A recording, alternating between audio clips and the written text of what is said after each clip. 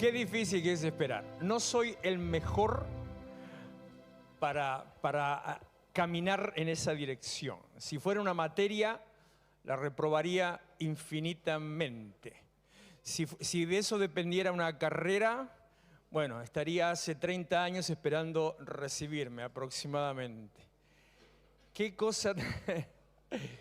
Como decía el viejo Jesús Adrián Romero, cuando estaba en el auge de su fama, eso. Esperar en ti, difícil sé que es, mi mente dice no.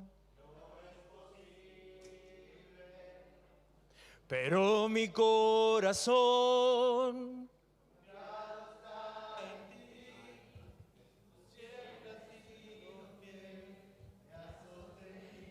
viene ahí, podemos hacer un coro. Siempre digo para Semana Santa eso. Bueno, ya. Pero en serio, mire, le voy a contar un secreto, le cuento una intimidad. ¿Quiere que le cuente un chisme? Que no contesta, se hacen los santos, claro. 4 días de culto seguidos, ya mañana Pascua, entonces no sea cosa que nos quedemos sin huevito. A la vuelta de mi casa hay una carnicería. Hace años que está. Y solía frecuentemente ir a comprar a ese lugar. Desde hace 3 meses aproximadamente, casi 4, 3 meses y medio, póngale, no sé qué pasó con ese negocio, no sé qué hicieron, no sé si andan en la tranza, no sé si afanan camiones, no sé qué. Lo que pasa es que bajaron los precios de la carne. Entonces yo dije, buenísimo, esta es mi oportunidad. Y aún interesante, o sea, esta está a la vuelta de mi casa y en la esquina de mi casa hay otra carnicería, que encima el dueño vive al lado de casa. O sea, tenés ahí, hay una carga emocional vecinal, ¿no? Y la de la esquina, la del vecino, y puede llegar a vender un 40-50% más caro que la de la vuelta de mi casa. Entonces, escúchame, ¿dónde vas a comprar? Claro. Resulta que hasta intenté un domingo ir antes de que abra. Un día a las 9 menos cuarto de la mañana, un domingo, ¿usted se va a comprar carne un domingo a las 9 menos cuarto de la mañana? No es cierto, no es de ser humano normal eso, no. Entonces yo fui, 9 menos cuarto de la mañana, media cuadra de cola había. Antes de que abrieran. A la hora que pases, de día, de tarde, de noche, al mediodía, siempre hay entre media cuadra, 1 cuadra de cola. Resultado, no comemos carne. Yo no puedo esperar. No. Es una cosa que, a pesar de que es más barata y a pesar de que tengo ganas de comerme el asado, no puedo estar esperando. No es para mí la espera. Por eso es que Dios tantas veces me hace pasar por esos caminos o por esos lugares donde la única situación que te queda es sentarte a esperar. Donde tenés que bajar un cambio y esperar a que las cosas sucedan. A veces tenés alguna señal. Vamos de vuelta al ejemplo tonto. Ves que está la cola de la carnicería y la cola se empieza a mover. A veces tenés una señal de que llega el resultado de lo que estás haciendo. Pero hay otras veces en la vida en que no tenés esas señales. Hay otras veces, otras situaciones, que fue como el ejemplo que di esta mañana, hablando de los huesos, del esqueleto, de la momia en realidad, de José, donde no pasa nada. Todo sigue igual, no hay cambios, no hay salida, no hay respuesta, no pasa nada. ¿Y qué haces en esas circunstancias? ¿Qué haces en ese momento? Porque la mente, como decía la canción, la mente te dice, no, pará, ya no da, hay que seguir, esto no es para eso. Y sin embargo, capaz, cuando en el momento que te estás por dar la vuelta, ahí viene el resultado. Como tengo otro ejemplo que nos pasó con alguien esta semana que pasó, bueno, no sé, un día de estos. Un semáforo en Monteverde que un día de golpe se clavó en rojo. Y claro, vos no sabés que de golpe se clavó en rojo. Entonces estás ahí esperando, no tiene reloj tampoco, entonces, Primero al celular, la radio, seguís mirando, sigue la cola de autos, bueno, empiezan los bocinazos, empieza la gente a incomodarse y resulta ser que realmente no andaba. Eso pasó toda una noche y un día entero, o creo que 2 días enteros, hasta que esta mañana pude comprobar que ya se arregló. Pero claro, gracias a que de golpe cambió a verde, porque yo ya iba a cruzar el rojo esta mañana, porque si no anda el semáforo. Así nos pasa tantas veces con las situaciones en las que tenemos que esperar. Si hay señales, más o menos aguantamos. Pero si no hay señales y uno quiere salir corriendo. Como decía Nadia, hablando de sus plantas, ¿no? Que está buscando inmediatamente a ver cómo resolver, qué hacer, qué le pasó a esa planta, por qué se puso amarilla la hoja. Y bueno, acá tenemos un conflicto, porque ella dijo amarilla como las remeras de evangelismo. Las remeras de evangelismo no son amarillas. ¿O sí son amarillas? No son amarillas. Para mí son mostaza. Hasta te diría que puede llegar a ser naranja, mirá. ¿Un amarillo huevo campo? ¿Viste? Bueno, dice amarillo naranja, escuchame, ¿viste? Bueno, no hagamos una nueva grieta. Dejémoslo así como está. Pero en esas situaciones uno quiere meter mano. En la Biblia hay infinidad de ejemplos. Abraham es un ejemplo típico de eso de no poder esperar. Entonces metió la pata ahí no metió la pata, pero metió la pata. Entonces nace Ismael y ahí se origina el conflicto hasta el día de hoy de Medio Oriente. Éxodo capítulo 13, versículo 17. Todos estos días y mañana un cachito todavía, les estoy contando al mismo tiempo. ¿Quién es que me mueve el púlpito todas las reuniones?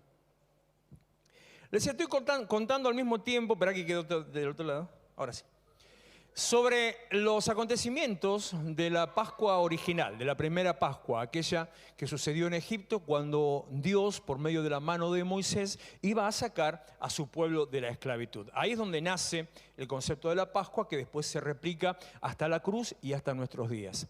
Entonces vamos haciendo al mismo tiempo, en forma, trato de que sea más o menos balanceado, equilibrado, para que vaya viendo las cosas que sucedieron en aquel momento con Israel en Egipto y cómo esas mismas se ven reflejadas en la vida de Jesús o ya en la muerte de Jesús y al mismo tiempo se replica en nosotros. Porque el mismo principio aplicado en el Génesis o en el Éxodo en este caso es el mismo principio que se aplica para la cruz, es el mismo principio que llega a nuestras vidas. Entonces estamos ya acá, más allá de algunas cosas que leímos ayer y alguna que le voy a repetir ahora. ¿Cómo sigue la historia en el Éxodo? Con aquellos que estaban esperando la liberación. Capítulo 13, verso 17. Cuando el faraón dejó salir a los israelitas, Dios no los llevó por el camino que atraviesa la tierra de los filisteos, que era el más corto, pues pensó: si se les presentara batalla, podrían cambiar de idea y regresar a Egipto. Por eso les hizo dar un rodeo por el camino del desierto en dirección al Mar Rojo. Ya con esto yo tendría si hoy no estuviéramos en Semana Santa, yo tendría que cortar acá y predicarles solamente con este versículo. Algunas cosas por cuestiones personales que Dios me habló en este día en lo particular y otras que tienen que ver con nuestro andar diario, con nuestra realidad diaria. Como por ejemplo, el decirte que a veces el hecho de que la cosa se te empiece a complicar y que no estés tomando el camino más corto, no significa que estés perdido, no significa que estás equivocado, sino significa que Dios te está mandando por otro lado. A veces, cuando de golpe te estás viendo que estás enfrentándote al desierto, cuando tendrías que andar por un camino mucho más agradable, mucho más verde o con plantas o con gente, y vos te ves en el desierto y decís: ¿pero qué hago acá? ¿Qué pasó? ¿Me van a comer los animales salvajes? Y tal vez sea sencillamente que Dios te llevó por ese lado para librarte de otra situación. Tenemos la tendencia a pensar que por una cuestión por defecto, o sea, por lo negativo, tenemos la tendencia a pensar que si algo no está pasando o algo está pasando es que Dios tal vez no está. ¿Por qué estoy en el desierto? ¿Por qué Dios no me cuidó? Y tal vez estás en el desierto porque Dios te está cuidando, precisamente. Y ahí lo decía bien clarito, el hecho de que si los mando por tal lugar, el camino más corto, se van a encontrar con algunos pueblos que habitan en esa tierra y les van a presentar batalla. Entonces cuando Israel de golpe vea que hay enemigos, van a salir corriendo otra vez para atrás. Se ve que Dios los conocía bien, que eran bastante complicator. Entonces para evitar que se quieran escapar, vamos por el camino más largo, por el camino más difícil, que no tiene gente, no tiene ejércitos que los enfrenten, pero tiene desierto, tiene frío y calor y tiene un mar en el medio. Todo al revés. Todo en contra de lo que puedes estar esperándote. Un buen ejemplo tal vez de una situación de espera, de decir, de preguntar, ¿y ahora qué hacemos? ¿Qué estamos haciendo en este lugar? Entonces el versículo 20, los israelitas partieron de Sucot y acamparon en Etam, donde comienza el desierto. De día el Señor iba al frente de ellos en una columna de nube para indicarles el camino. De noche los alumbraba con una columna de fuego. De ese modo podían viajar de día y de noche. Jamás la columna de nube dejaba de guiar al pueblo durante el día, ni la columna de fuego durante la noche. ¿Cómo sabes si cuando estás en medio del desierto, se nota que tenía ganas de predicar esto? ¿Cómo sabes si cuando estás en medio del desierto y por el camino más largo y en medio de las complicaciones no te equivocaste, sino que en realidad Dios está con vos? Porque la presencia del Señor te acompaña y Él te cuida a cada paso que das. Porque dice que durante el día, cuando hacía el calor extremo, había una nube que los cubría y esa nube en forma de columna les daba, por un lado, los cubría del sol y del calor, y por otro lado se iba moviendo y les decía por dónde andar. Y cuando llegaba la noche, esa misma columna se convertía en fuego. Entonces, porque la noche las temperaturas en el desierto son bajo cero, entonces de golpe era una antorcha que estaba ahí, una columna de fuego que les daba calor y al mismo tiempo los alumbraba y al mismo tiempo los guiaba diciéndoles por dónde tenían que andar. A veces estamos en los desiertos y creemos que estamos perdidos, pero Dios nos empieza a poner señales alrededor. Tenemos que estar atentos a las señales. Yo soy un maniático, yo soy fanático enfermizo de buscar señales. Permanentemente en todos lados buscando señales. Si en alguna situación se nos da muy seguido. Dentro de unos pocos días lo va a ver otra vez. Cuando hay algún invitado que viene a predicar a la iglesia, usted me va a ver a mí, aunque me dicen, ellos todos me dicen que me muevo, que no les presto atención o qué sé yo, es todo lo contrario, no saben lo que pasa dentro mío. Me va a ver a mí con ojos en huevo frito, con la mirada clavada y prestando atención a cada palabra puntual que dice, porque digo, en algo que éste diga, Dios me va a estar hablando, o me va a estar dando una respuesta, o me va a estar dando una dirección. Aprenda a reconocer las señales, porque Dios habla de infinitas maneras.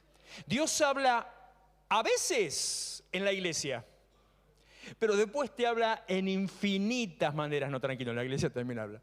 Te habla con una persona que te encontraste, te habla en un programa de televisión, te habla porque emprendiste la radio, estás leyendo un libro, te encontraste con una persona que te cuenta un cuento, te cuenta un testimonio, algo que pasó, y Dios ahí te está hablando.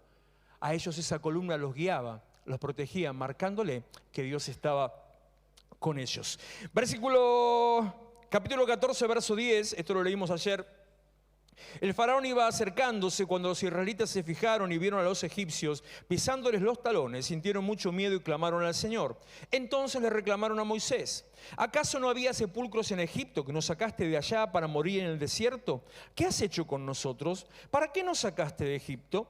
Ya en Egipto te decíamos: déjanos en paz, preferimos servir a los egipcios. Mejor nos hubiera sido servir a los egipcios que morir en el desierto. Este tipo de situaciones me hace acordar siempre a Elías, que fue el objeto de síntomas que usted ya lo conoce, o creo que ya lo conoce, si estuvo presente o si leyó el libro, al margen de eso, donde ¿cómo puede ser la respuesta a la oración de 400 años?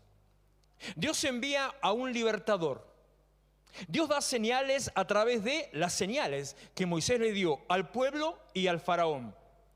Empiezan a ocurrir las 10 plagas esas que fueron totalmente milagrosas. La última, la muerte, de la cual todo Israel, los que estaban en esta situación en el desierto, todos ellos se libraron. Salían en este momento hacía aproximadamente 2 semanas que estaban caminando, salían del lugar, habían sido liberados, porque el mar, bueno, eso viene después, olvídese lo del mar, porque el ángel de la muerte no los había tocado. Están viendo que la nube y el fuego los guía y los protege, como les estoy contando. Y entonces, de golpe, una te sale en contra. ¿Y qué hace el argentino? ¿Te das cuenta? ¿Viste que está todo mal? Somos los maestros de la exageración. Todo está mal. Todos dicen que todo está mal. Ya 1000 veces te lo dije. A mí me causa mucha gracia cuando me vienen a decir a veces, todos están diciendo que. Entonces yo me tomé una costumbre y pregunto, ¿cuántos son los todos? No, resulta que fulano y mengano me dijeron. 2. 2 de golpe se convierte en todos. Tenemos la costumbre de porque una de golpe te sale mal, una traba te encontrás en la mitad del camino, decís, ¿pero para qué? Mejor me hubiera sido quedarme donde estaba. Yo te dije, no me liberes, quería seguir siendo esclavo. Después decían, por lo menos allá tenía comida. ¿Para qué? ¿No ves que nos van a matar acá en el desierto? No se deje amedrentar por algunas situaciones que puedan pasar en el camino al cumplimiento de la promesa. Aunque pase algo negativo, no se quede mirando, poniendo los ojos en lo negativo. Aunque pase algo negativo, usted ponga los ojos en lo que está por venir. Hoy estaba leyendo, era un tratado de psicología, no se asuste, pero era psicología, un artículo de psicología, donde el autor decía que en nuestra mente, en nuestra cabeza, tenemos constantemente a lo que se llama, desconocía eso, bucles de pensamiento. ¿Qué es un bucle de pensamiento? Es una situación repetida donde vos empezás a tener pensamientos que van encadenados. Entonces empezás a pensar una cosa, te lleva a la otra, te lleva a la otra. ¿Le pasa eso así? Empieza otra y otra y otra y otra. Y que estos bucles de pensamiento pueden ser negativos o positivos. Entonces, cuando vos tenés el pensamiento positivo, estás empezando a pensar, voy a invertir en esto, y entonces voy a hacer tal cosa, y voy a alcanzar allá, y después ¿Le pasó eso alguna vez? Pero cuando estás metido en el bucle negativo, empezaste a pensar, no, pero ¿y si me va mal? No, pero mejor no invierto, pero mira cómo está la economía. No, pero mira el dólar. Ah, no, pero el dólar está quieto ahora. No, pero que la inflación, pero está bajando. Sí, pero yo no tengo mango. No, mejor me voy del país, mejor me pego un tiro. Un pensamiento lleva al otro, ese lleva al otro, y de los dos lados, ya sea para lo positivo o lo negativo, de los dos lados van en aumento, o sea, se van incrementando. Y termina el artículo de este fulano que no lo conozco, diciendo que el ser humano, lo que me bendijo eso, Dios te habla en todos lados. El ser humano tiene la capacidad, la mente humana tiene la capacidad de decidir qué bucle de pensamiento seguir. La mente humana tiene la capacidad de parar cuando eso te está llevando a un destino negativo. ¿Y qué me acordé inmediatamente? En el acto, llevando los pensamientos cautivos a la obediencia a Cristo. Por eso no se me asuste porque le digo psicología, porque la psicología tantas veces habla tanto de parte de Dios. No se deje amedrentar, no se deje asustar porque algo le salió mal. Porque inmediatamente Moisés, a la vuelta de la esquina, detrás de sus miedos, dicen que el éxito está del otro lado de la vereda de enfrente de los miedos. Inmediatamente después que eso que les dijo, Moisés les dice, versículo 13, no tengan miedo, les responde Moisés. Mantengan sus posiciones, su lugar, que hoy mismo serán testigos de la salvación que el Señor realizará en favor de ustedes. A esos egipcios que hoy ven, jamás volverán a verlos. Ustedes quédense quietos, que el Señor presentará batalla por ustedes. La cosa todavía seguía igual. La continuación de este relato te la voy a leer mañana, un pedacito te lo voy a leer mañana, que es cuando llega el momento de presentarse delante del mar y la situación no cambiaba. Y que escuchaban a los egipcios que venían detrás, y que ya se escuchaban a los jinetes, se escuchaban a los caballos que estaban viniendo atrás. Estaban todos delante del mar. Entonces, ¿y qué hacemos? La situación extrema cuando estás delante mismo del problema. Pero para eso, entre la palabra esta que le acabo de leer y el momento en que, mañana le voy a leer, que Moisés levanta la vara, dice que toda la noche hubo un viento que estuvo soplando en respuesta al clamor del pueblo. Toda la noche. No un ratito. Capaz en la mente uno piensa, fue en el acto, toda la noche. Estás esperando algo, tu pensamiento negativo te acompaña. De golpe alguien te dice, no, pero confía, porque mañana vamos a orar, vos vas a traer el elemento ese, X cosa, y Dios va a responder. Y tenés que esperar hasta mañana, y decís, no, pero de acá hasta mañana, ¿y por qué no? ¿Y por qué tiene que ser mañana? Y mañana va a pasar, ¿a vos te parece que va a pasar? Encima tengo que ir a la iglesia otra vez, 300 mangos está el boleto. ¿A vos te parece? Empezás a acumular esos pensamientos negativos y te quedás clavado en esa etapa de espera, porque las cosas todavía no suceden. No estás viendo, como le dije al principio, no estás viendo las señales, solamente estás viendo que nada cambia. Así fue como les pasó a los discípulos de Jesús cuando Jesús murió. Uno de los que más se rayó, se deprimió, fue Pedro. Pedro, el que en un momento determinado había sido el que estaba más cerca de Jesús, en un momento determinado, el que había recibido ese llamamiento, el que había recibido esa palabra tan fuerte, al que Jesús le dijo, vas a volver y vas a confirmar a la iglesia y vas a pastorear y esto y aquello. Al que le dijo, sobre vos, sobre la declaración, en realidad voy a edificar la iglesia. Aquel que había dicho, nunca te negaré, aquel que estaba siempre presente, siempre alrededor, se le pinchó el globo. Porque, y yo lo entiendo a don Pedro. Después de recibir toda esa semejante palabra, y no una, sino en distintas ocasiones de parte de Jesús, de golpe lo ve, después de haberlo visto, solamente él viendo la tortura, porque los demás se habían rajado, él ve toda la tortura, a pesar de que lo niegue, ¿no?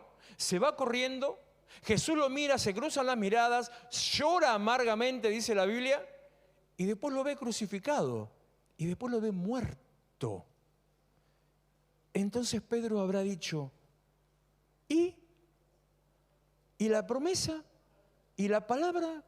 ¿Y la edificación de la iglesia? ¿Y el pastorear a los corderos y a las ovejas? ¿Y esto y el otro? ¿Y que sobre mi nombre y sobre mi declaración va a edificar la iglesia? ¿Y que pito y flauta y que me va a hacer pescador de hombres? Y tanto bla, bla, bla, bla, bla. Al final, un chanta más. Lo entiendo a Pedro. Un chanta más. Entonces dice que el tipo se deprimió. Se aisló.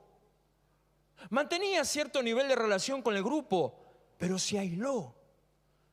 Algunas cosas se las voy a decir mañana, pero se las adelanto ahora. Cuando Jesús resucita, cuando las mujeres lo ven, cuando lo encuentran a él se toma el trabajo de decirle, los ángeles se toman el trabajo de decirle a la mujer, díganle a los discípulos y a Pedro que Jesús va delante de ustedes a Galilea. Se toma ese trabajo particular porque él estaba viviendo en su microclima dentro del clima general. Bajoneado, amargado, hasta que en un momento hizo algo que lo llevó a tener un nuevo encuentro con el Señor. ¿Cómo manejamos la espera en esas circunstancias? ¿Cómo manejamos la frustración en esos momentos? ¿Qué te pasa cuando estás esperando una promesa y no llega? Cuando estás orando por algo y no viene. Y no solamente no viene, sino que no pasa nada. ¿Qué te pasa? ¿Qué sentís dentro tuyo cuando algo confías en Dios, esperás en Dios? Pasó el tiempo, que cada uno tiene su propio tiempo, y estás confiando y de golpe seguís confiando, pero ya te va bajando un poquito el nivel de confianza. Se te va consumiendo el tanque porque decís, ¿y qué pasa? Y nada. Y pasa un día, y pasa un mes, y pasa un año, y pasan 5, y pasan 10 años. ¿Cómo manejas ese conflicto de la espera? Esa fue la situación que le dije que ocurrió con Abraham. Recibe la palabra, tremendo, te bendeciré y serás de bendición. Y serán bendecidas en ti todas las familias de la tierra. Tremendo, impresionante.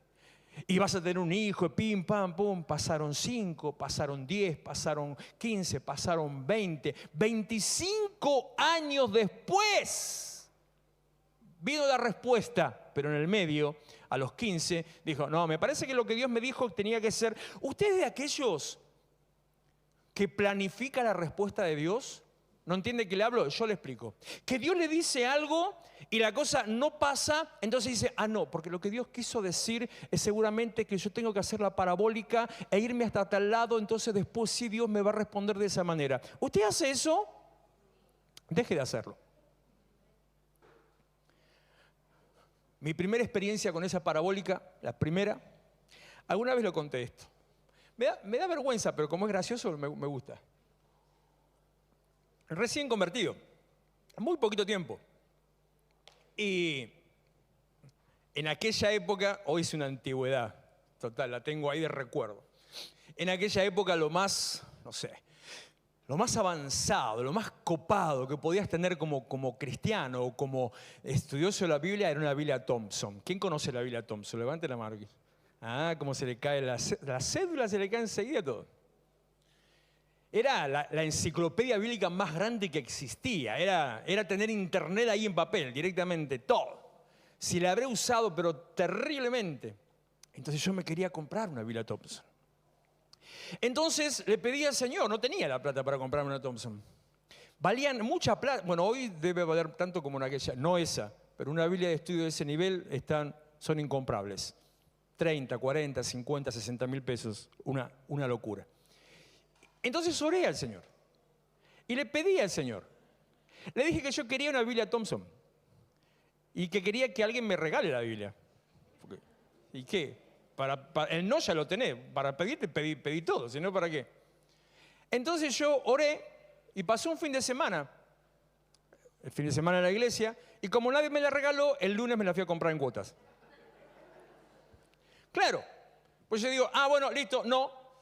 Capaz que lo que Dios va a hacer es que yo lo pueda... Bueno, no era así, no era de esa manera. No sé si Dios me lo hubiera dado o no, pero digo, no es de esa manera. El esperar, como decíamos en la canción, es incómodo, es molesto, te inquieta, te angustia. Pero el esperar en Dios, como dice el apóstol Santiago, prueba tu fe, afirma tu fe y afirma tu crecimiento en el Señor. Dice Santiago y dice Romanos que la paciencia puede llegar a parecer incómoda, pero la paciencia no te avergüenza, sino que te forma y te fortalece para seguir esperando. Claro, entras en la parte del proceso y no sé usted, pero ¿a quién le gusta pasar por los procesos? Y de vuelta, marchas contra marchas, Israel pasó un proceso de 40 años pasó, precisamente porque no querían esperar o no sabían esperar o se negaban a esperar. Hasta Moisés mismo le pasó la misma situación y en un momento determinado, en el medio del viaje por el desierto, él mismo cometió el mismo error por no soportar más al pueblo, por una cuestión de enojo, por un mal carácter, por no querer esperar, hizo algo que hizo que él no pudiera entrar a la tierra prometida. Vamos a los detalles del día inmediatamente después de la muerte de Jesús. Juan capítulo 19, verso 23. Cuando los soldados crucificaron a Jesús, tomaron su manto y lo partieron en 4 partes, una para cada uno de ellos. Tomaron también la túnica, la cual no tenía costura, sino que era de una sola pieza, tejida de arriba a abajo. No la dividamos, se dijeron unos a otros, echemos suertes para ver a quién le toca. Y así lo hicieron los soldados. Esto sucedió para que se cumpliera la escritura que dice, se repartieron entre ellos mi manto y sobre mi ropa echaron suertes. Versículo 28, después de esto, como Jesús sabía que ya todo había terminado, y para que se cumpliera la escritura, dijo, tengo sed. Había allí una vasija llena de vinagre, así que empaparon una esponja en el vinagre, la pusieron en una rama de hisopo y se la acercaron a la boca. Versículo 30, al probar Jesús el vinagre dijo, todo se ha cumplido. Luego inclinó la cabeza y entregó el espíritu. Si a veces alguien dice que las últimas palabras de una persona prominente, una persona famosa, las últimas palabras son importantes, las últimas palabras de Jesús fueron estas, todo se ha cumplido. Mateo 27, 51. En ese momento la cortina del santuario del templo se rasgó en 2 de arriba a abajo. La tierra tembló y se partieron las rocas. Se abrieron los sepulcros y muchos santos que habían muerto resucitaron. Salieron de los sepulcros y después de la resurrección de Jesús entraron en la ciudad santa y se aparecieron a muchos. Cuando el centurión y los que con él estaban custodiando a Jesús vieron el terremoto y todo lo que había sucedido, quedaron aterrados y exclamaron: verdaderamente, este era el Hijo de Dios. Esta parte se la comenté ayer, diciendo que la muerte de Jesús marcó un antes y un después en el mundo natural y en el mundo espiritual. Cambió la relación de Dios con el pueblo, del pueblo con Dios, al ya no tener que necesitar un intermediario. Y al mismo tiempo separó, transformó la relación entre el mundo de los vivos y los muertos. Hubo un cambio a partir de ese momento en cuál era el destino de los que morían, ya sea que morían en pecado o morían sin pecado, si se podría decir en esa época sin pecado. Dice 1 de Pedro capítulo 3 versículo 18: porque Cristo murió por los pecados una vez por todas, el justo por los injustos, a fin de llevarlos a ustedes a Dios. La muerte de Jesús fue el puente y es el puente.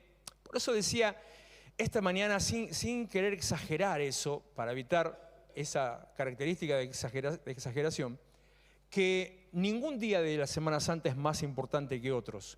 Cada uno tiene lo suyo y todos son importantes, y en bloque todos son importantes, porque dependen unos de otros. En realidad, si yo tendría que ponerme muy exquisito, y a veces cuando me agarran ataque de maldad lo hago, le diría que el menos importante es el de mañana, porque en definitiva no hizo nada. ¿Qué legado, qué pacto, qué obra, qué transformación trajo por haber resucitado? No hizo nada. Pero en realidad lo que hizo Jesús al resucitar fue confirmar que tenía la autoridad para eso, y lo más importante de mañana, confirmar que Él tenía autoridad sobre la muerte, diciéndole al mundo espiritual: che, diablo, ya no tenés autoridad sobre la muerte. Ahora yo tengo, Dios, autoridad sobre la vida y sobre la muerte. Y al resucitar, declara esa autoridad, le quita la autoridad al diablo y demuestra que realmente era quien decía que había venido. Te podría decir que el jueves no tenía nada en particular, porque en definitiva se la pasó comiendo con los discípulos. Sin embargo, sentó bases para la edificación de la iglesia y presentó el pacto al consagrarse. Habló del cuerpo, de la sangre. Que ayer capaz no tiene nada en particular en sí, y sin embargo sí lo tiene y muchísimo, porque fue un momento de sacrificio, cuando Él decide entregar su sangre en favor de todos nosotros. Y el sábado, el sábado, nada, me acuerdo que antes se le decía el sábado de gloria. ¿Por qué? Porque Jesús estaba en la gloria. Me acuerdo cuando teníamos la iglesia enfrente y era el suplicio llegar al culto de los sábados de Semana Santa. Porque me parece que no lo siguen haciendo, porque no he visto nada ni el año pasado ni este. Todos los sábados cuando estábamos llegando, estaba la avenida cortada por la procesión. Entonces, como nosotros venimos de aquel lado y la iglesia estaba de aquel lado, había que cruzar la avenida. Imposible cruzar la avenida porque iban todos ahí marchando, llevando las imágenes, todos con las capuchas, todos haciendo duelo, todos de luto, todos de negro, como el pastor. Y tenía que, una de dos, o me tenía que ir hasta las vías o me tenía que ir hasta la rotonda para poder dar la vuelta y cruzar. No lo veo más, no lo hacen más.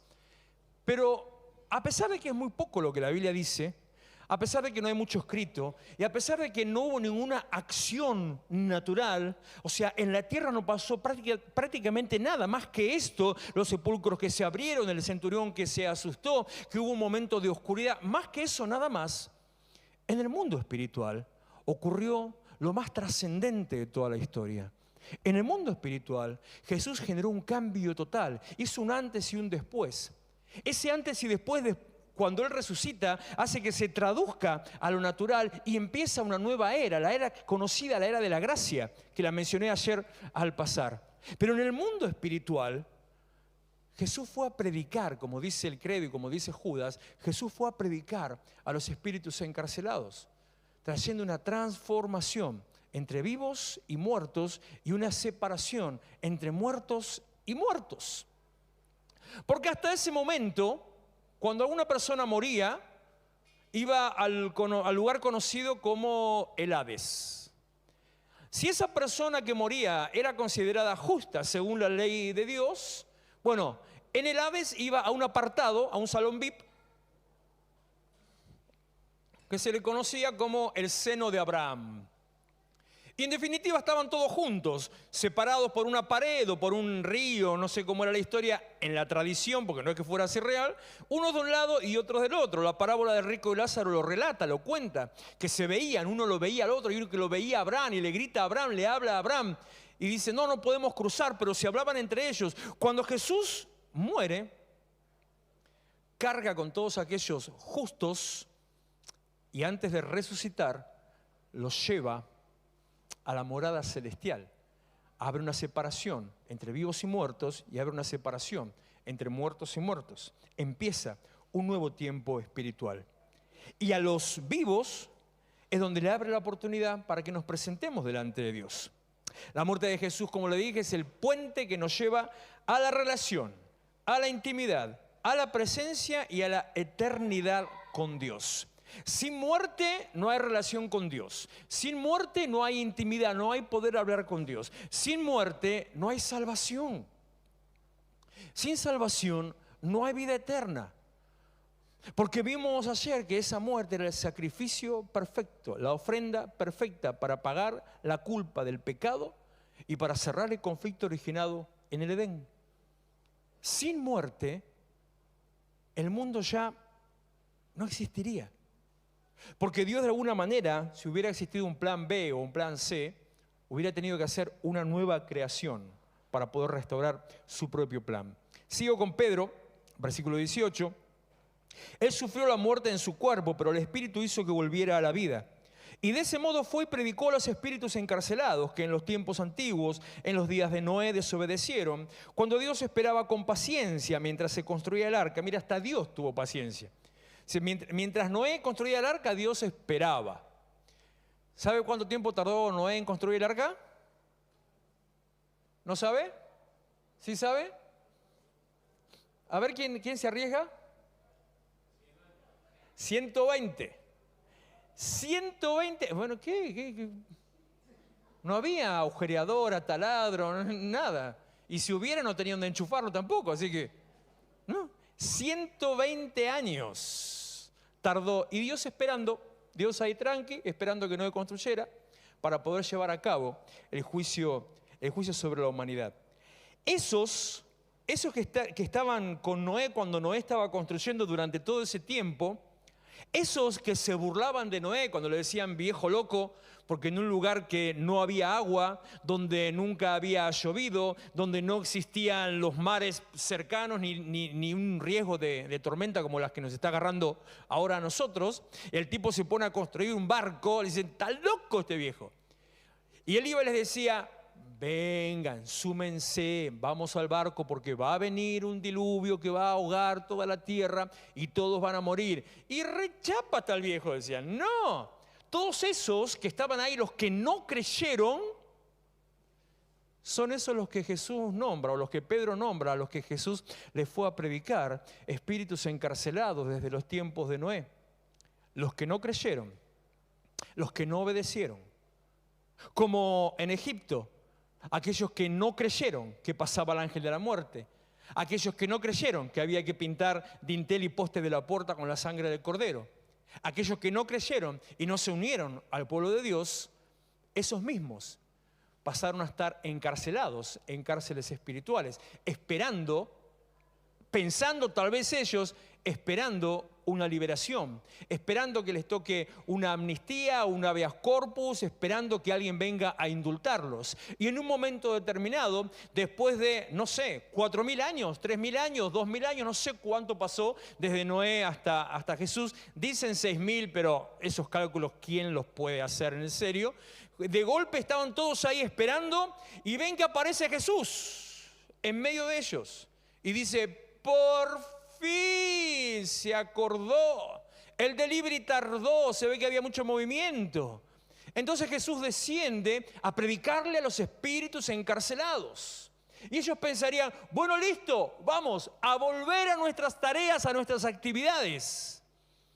Pero esa prédica de Jesús a los espíritus encarcelados era sencillamente decirles, en otras palabras, que ahora se las cuento más o menos, decirles, muchachos, ahora ya tenemos el veredicto.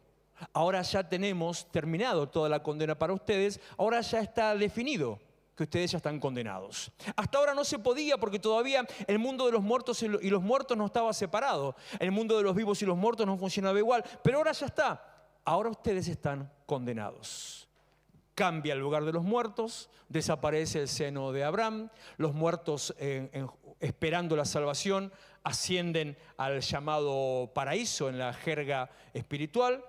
Y los muertos a esperar el juicio a la puerta del infierno por la eternidad. Ese es el cambio profundo que él hizo cuando les va a predicar. ¿Y qué les fue a predicar a los... ¿Qué pasaje usó? ¿Qué les predicó a los espíritus encarcelados? Espérate que lo perdí, acá está. Juan capítulo 19, se lo leí hace un ratito, versículo 30, que le dijo, todo sea cumplido. Eso es lo que les dijo a ellos. Consumado es. ¿Y qué es lo que estaba cumplido? Cumplido significa una tarea terminada. Cumplido significa un cambio de ciclo o un ciclo cumplido. Por ejemplo, cuando usted cumple años, es un ciclo cumplido. Cumpliste tantos. Bueno, ¿qué? ¿Ahora tenés estos? No, ahora tenés estos y más. Sí sabe eso, ¿no? Sí sabe que se cuenta para atrás, ¿no? No, porque capaz que ahora se me deprime porque de golpe se da cuenta que tiene un año más de lo que piensa. No, ¿estamos bien? Cuando usted cumple 58, significa que ya vivió 58. ¿Estamos bien? No se me bajonee, ¿no? Bueno, significa que ya vivió 58. Entonces, en mi caso, yo ahora tengo 58, 3 meses y medio. Más de ese tiempo, hasta que cumpla los 59. Ya no me gusta tanto.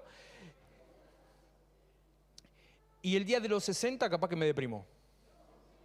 Capaz, me dura un rato, unos minutos, después se me va, pero me deprimí cuando cumplí 19, imagínense si no me voy a deprimir con los 60.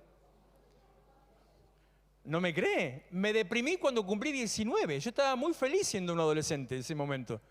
No quería ser maduro. Encima Roque Narvaja cantaba en esa época, no quería ser mayor. ¿A quién la conoce? Mirá cómo son, ¿eh? Quería ser mayor, no quiero ser un hombre habilitado. Mire cuántos hay. ¿Alguno iba a bailar a Scrooge? No. Sigo. Tareas terminadas, metas alcanzadas, ciclos terminados. Entre ellos, por ejemplo, se cumplió la ley. Jesús fue el único hombre capaz de cumplir con todos los requisitos de la ley de Dios. Entonces, cumplí. Eso significó todo está cumplido. Yo sí cumplí con toda la ley, cosa que el humano natural no podía hacerlo. Se llegó al fin del sistema de sacrificio, se terminó todo eso lo que le explicaba ayer, de la manera en que tenían que presentarse los animales, se terminó, porque el sacrificio perfecto ya había sido él y listo. Chao tu tía, no más sacrificios. Ellos siguieron haciendo sacrificios, porque no entendían, los judíos no entendían, pero Dios, que para esto es así, no pasaron muchos años más, bueno, en el plano espiritual nada, pasaron unos 30 años aproximadamente, donde hubo una invasión a Jerusalén, donde el emperador Tito se la agarró con los judíos. Entonces arrasó contra Jerusalén. Y al arrasar contra Jerusalén, años 70 de nuestra era, derribó el templo. Chau tu templo, no más templo. Si no hay templo, no hay sacrificio. Por eso se escucha mucho, a veces incluso, bueno, en noticias religiosas, pero también en noticias políticas, se habla o se menciona el tercer templo. Y que Israel estaría edificando el tercer templo. Y no se crea todas las noticias que circulan, ¿eh? Yo hace 20 años que vengo escuchando, ya estaría edificado el tercer templo. 20 años que lo vengo escuchando. Hace 20 años que vengo escuchando, el gobierno de Israel está preparando la nueva camada de sacerdotes que les están enseñando las viejas costumbres. Hace 20 años que les están enseñando. Si fuera verdad, ya los tipos ya estarían muriendo, ya no servirían tampoco. Así que no se tome de esas cosas. ¿Qué es el tercer templo? El lugar que la Biblia dice donde el anticristo se va a querer sentar. El día que de verdad se edifique el tercer templo, usted haga las valijas, revise su pasaporte, fíjese el equipaje y por las dudas ore. Diga, Señor, ¿está todo bien con vos? Porque ahí está la puerta de... se termina todo automáticamente. Cuando Tito derriba el templo, el segundo, el templo de Salomón, el templo de Herodes, cuando derriba el templo de Herodes, queda una sola pared. Porque estaba contra el monte, entonces la pared no se derrumbó. ¿Sabe cuál es esa pared? El muro de los lamentos, que hasta el día de hoy va ahí la gente a hacerle... Y yo estoy seguro que así como yo me pegué el porrazo de anoche, yo estoy seguro que alguno, kipá o gorrita o qué sé yo, alguno que está ahí contra la pared, así, algunos con los ojos cerrados se debe dar un golpazo en la frente, del mismo modo no puede no pasar. Esa es la transformación que llegó a ser un cambio total, un cambio espiritual. Termina el sistema de sacrificios. Y también se terminó el ciclo, como le decía recién, del destino de los muertos. Si la presencia de Jesús dio que hablar, su muerte mucho más. El diablo creía que estaba matando a Jesús. El diablo creía que estaba matando a Jesús. Pero en realidad estaba firmando su propia sentencia. Las huestes espirituales, todos los demonios, estaban haciendo fiesta cuando Jesús estaba agonizando. Porque dice que desde la hora tercera hasta la hora sexta, o sea, desde las 12 del mediodía hasta las 3 de la tarde, hubo tinieblas en toda la tierra. ¿Y cómo puede ser que a pleno mediodía se haga de noche si después no llovió? Y esas tinieblas no eran otra cosa más que toda una hueste espiritual, tinieblas espirituales que estaban ahí, en primera fila, expectantes, viendo al Hijo de Dios morir. Ahí, esperaron, se bancaron. Eso no tienen problema para esperar, ¿eh? Los demonios no tienen problema para esperar, ¿eh? Te esperan lo que sea, ¿eh? Donde te pueden hacer pisar el palito, no tienen problema si esperar un día o 50 años, te esperan lo que sea. Estaban ahí expectantes a ver cuándo se muere, a ver cuándo se muere. Sin darse cuenta, sin entender que el mismo modo que el mismo diablo estaban ya a la puerta de su propia desaparición y su propia condenación. Se terminaba. Todo eso hizo la muerte de Jesús. Mateo 27, 45. Desde el mediodía y hasta las 3 de la tarde, toda la tierra quedó en oscuridad. Como a las 3 de la tarde, Jesús gritó con fuerza, Elí, Elí, lama sabactani, que significa, Dios mío, ¿por qué me has desamparado? Cuando lo oyeron, algunos de los que estaban allí dijeron, está llamando a Elías. Al instante, uno de ellos corrió en busca de una esponja, la empapó en vinagre, la puso en una vara y se la ofreció a Jesús para que bebiera. Los demás decían, déjalo a ver si viene Elías a salvarlo. Entonces Jesús volvió a gritar con fuerza y entregó su espíritu. Versículo 57, Mateo 27, 57. Al atardecer, un hombre rico de Arimatea llamado José, que también se había convertido en discípulo de Jesús, se presentó ante Pilato para pedirle el cuerpo de Jesús. Y Pilato ordenó que se lo dieran. José tomó el cuerpo, lo envolvió en una sábana limpia y lo puso en un sepulcro nuevo de su propiedad que había cavado en la roca. Luego hizo rodar una piedra grande a la entrada del sepulcro y se fue.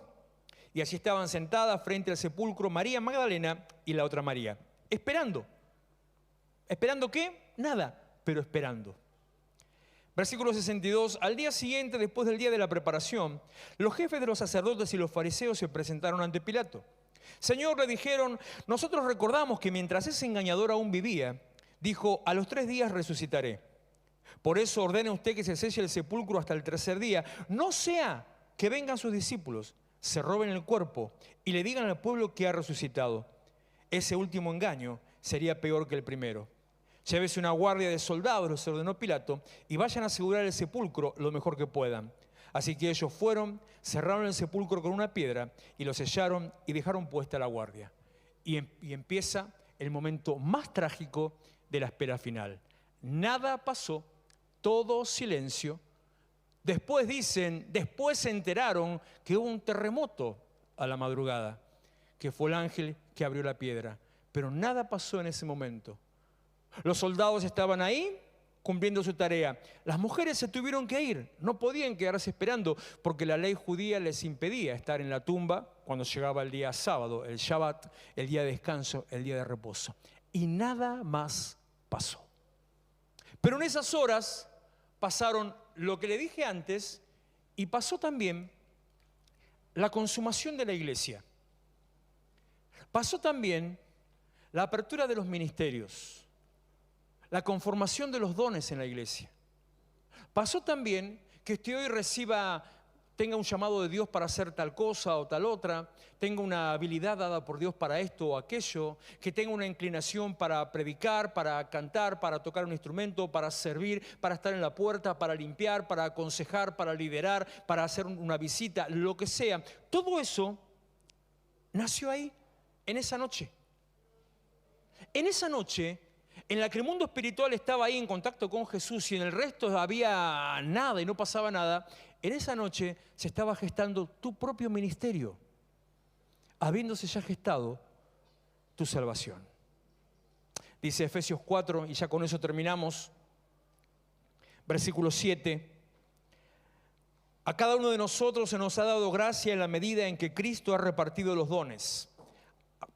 A cada uno de nosotros se nos dio gracia en la medida en que Cristo repartió los dones. Cristo repartió los dones. Podría darle toda la lista de los dones, sería aburrido, pero eso que le estoy diciendo es habilidad innata, eso que pone al servicio del Señor. Por esto dice, cuando ascendió a lo alto, se llevó consigo a los cautivos. Cuando ascendió, después de haber estado en los lugares más bajos de la tierra, cuando ascendió, después de haber estado en el infierno. Cada vez que menciono esto, le hago pensar si alguna vez rezó o aprendió el credo católico, que dice, descendió a los infiernos. Cuando ascendió, repartió dones a los hombres. Cuando ascendió, se llevó a los cautivos, a estos que le estoy diciendo, que estaban desde la época de Noé. Cuando ascendió, se los llevó y lo puso en los nuevos lugares espirituales, en la nueva habitación, en morada espiritual. Cuando ascendió, al subir, da regalos, dones a los hombres. ¿Qué quiere decir eso de que ascendió? Sino que también descendió a las regiones bajas de la tierra. El que descendió es el mismo que ascendió por encima de todos los cielos para llenarlo todo. Y él mismo constituyó a unos apóstoles, a otros profetas, a otros evangelistas y a otros pastores y maestros, a fin de capacitar al pueblo de Dios para la obra de servicio, para edificar el cuerpo de Cristo. Cuando leemos este versículo solito, empezamos a hablar un montón de cosas que tienen que ver con el funcionamiento de la iglesia.